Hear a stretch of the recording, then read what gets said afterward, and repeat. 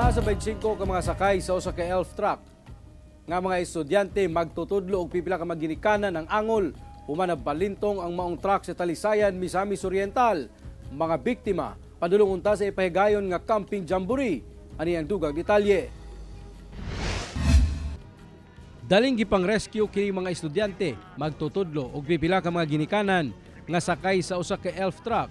Human kini na balintong sa Purok 5, Barangay Sibantang, Talisayan, Misamis Oriental, pasado alas 10 sa buntag adlawng Biyernes sa investigasyon sa Talisayan Police. Paingon unta sa usa ka scouting jamboree ang mga sakay sa maong truck nga gimaneho sa usa ka barangay Kagawad sa Santa Ines sa susamang munisipyo.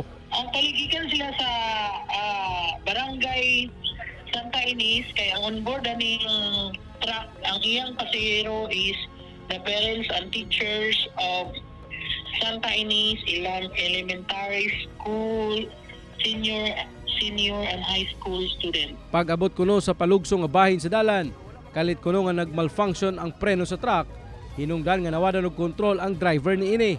Gipandala sa Talisayan Provincial Hospital ang 25 ka mga biktima.